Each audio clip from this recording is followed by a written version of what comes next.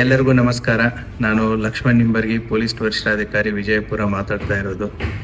ನಮ್ಮ ಜಿಲ್ಲೆ ವಿಜಯಪುರದಲ್ಲಿ ವೃಕ್ಷ ಅಭಿಯಾನ ಪ್ರತಿಷ್ಠಾನ ವತಿಯಿಂದ ಈ ಸಾರಿ ವೃಕ್ಷೋತ್ಥಾನ ಅನ್ನುವಂಥ ಮ್ಯಾರಥಾನವನ್ನು ಕಂಡಕ್ಟ್ ಮಾಡ್ತಾ ಇದ್ದಾರೆ. 2017ರಿಂದ ಪ್ರಾರಂಭವಾದಂಥ ಈ ವೃಕ್ಷೋತ್ಥಾನ ಮ್ಯಾರಥಾನು ಇವಾಗ ಮತ್ತೆ ಡಿಸೆಂಬರ್ 22ನೇ ತಾರೀಕು 2024ರಂದು ನಮ್ಮ ವಿಜಯಪುರ ನಗರಕ್ಕೆ ಮತ್ತೆ ಬರ್ತಾ ಇದೆ.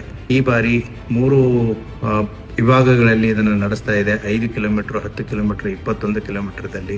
ಇದು ವೃಕ್ಷ ಅಭಿಯಾನ ಪ್ರತಿಷ್ಠಾನದ ಅಡಿಯಲ್ಲಿ ನಡೀತಾ ಇರುವಂತಹ ಕಾರ್ಯಕ್ರಮ. ಈಗಾಗಲೇ ಸುಮಾರು 1.5 ಕೋಟಿಗಿಂತಲೂ ಹೆಚ್ಚು ವೃಕ್ಷ ಬೀಜಗಳನ್ನ ಬಿತ್ತಿದ್ದಾರೆ. ಮುಂಬರುವಂತ ದಿನಗಳಲ್ಲಿ ಸುಮಾರು 5 ಕೋಟಿಯಷ್ಟು ಅದನ್ನ ಮಾಡಬೇಕು ಅನ್ನುವಂಥ ಉದ್ದೇಶವನ್ನ ಈ ಪ್ರತಿಷ್ಠಾನ ಹೊಂದಿದೆ. ಪುರಾತನ ಕಟ್ಟಡಗಳ ಹೆರಿಟೇಜು ಇಲ್ಲಿ ಸಾಕಷ್ಟಿದೆ. ಸಾಕಷ್ಟು ರಾಜಮನೆತನಗಳು ಇಲ್ಲಿ ಆಳಿದಿದೆ. ಸಾಕಷ್ಟು ಪಾರಂಪರಿಕ ಕಟ್ಟಡಗಳು ಇದೆ.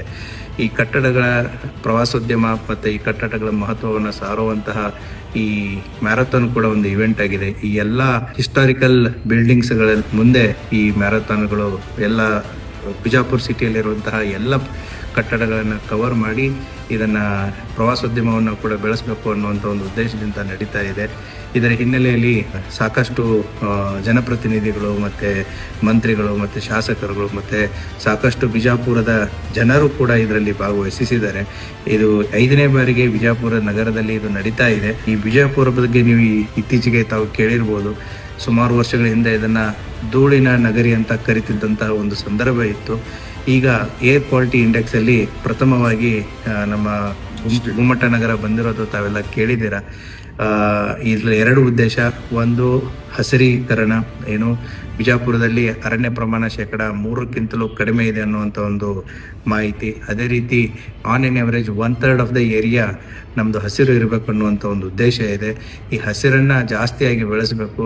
ಆ ಹಸಿರು ಜಾಸ್ತಿ ಆದರೆ ನೀರಿದೆ. ಹಸಿರಿದ್ದಾಗ ಇಂಡಸ್ಟ್ರಿಗಳು ಅಭಿವೃದ್ಧಿಗಳು ತಾನಾಗೆ ಬೆಳೆಯುತ್ತವೆ ಅನ್ನುವಂಥ ಒಂದು ಉದ್ದೇಶನ ಇಟ್ಕೊಂಡು ನಡೀತಾ ಇರುವಂತಹ ಈ ಕಾರ್ಯಕ್ರಮ.